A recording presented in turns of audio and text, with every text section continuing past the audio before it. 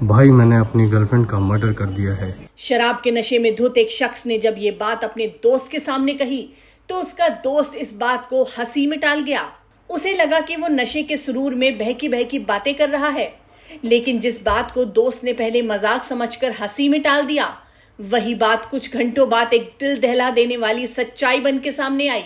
ये सच्ची कहानी है लिव इन रिलेशनशिप में रह रहे एक शादीशुदा प्रेमी और उसकी गर्लफ्रेंड की, जिसकी लाश के साथ कातिल बॉयफ्रेंड ने बिताई 2 रातें। दिल दहला देने वाली ये वारदात मध्य प्रदेश की राजधानी भोपाल के बजरिया थाना क्षेत्र की है। 29 साल की रितिका सेन और 32 साल का सचिन राजपूत पिछले 8 महीनों से लिव इन में रह रहे थे। सचिन पहले से शादीशुदा था, उसके 2 छोटे बच्चे भी हैं। बावजूद इसके वो रितिका के साथ लिव इन में रह रहा था। 27 जून की रात दोनों के बीच झगड़ा हुआ। झगड़ा इतना बढ़ गया कि गुस्से में आकर सचिन ने रितिका का गला घोट दिया और उसे हमेशा के लिए खामोश कर दिया। रितिका की मौत के बाद सचिन ने उसका शव चादर में लपेटा, रस्सी से बांधा और घर के एक कमरे में छोड़ दिया।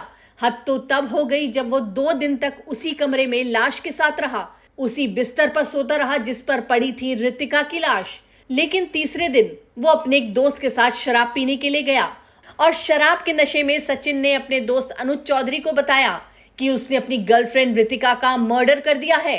पहले तो अनुज को सचिन की ये बात मजाक लगी, लेकिन अगले दिन होश आने पर सचिन ने अनुज को फिर से हत्या की बात बताई तो अनुज के पैरों तले जमीन खिसक गई। अनुज ने तुरंत पुलिस को रितिका की हत्या की जानकारी दी।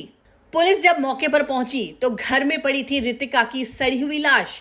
चादर में लिपटी रितिका की लाश गल चुकी थी।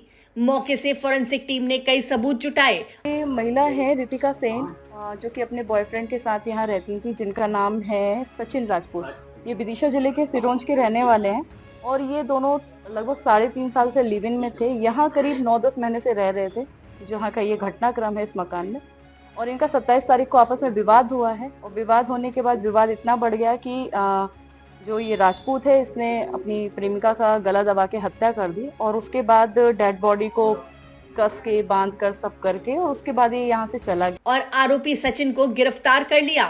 जांच में सामने आया कि सचिन को शक था कि रितिका का उसके बॉस के साथ अफेयर चल रहा है। बस इसी शक ने उसे हत्यारा बना दिया।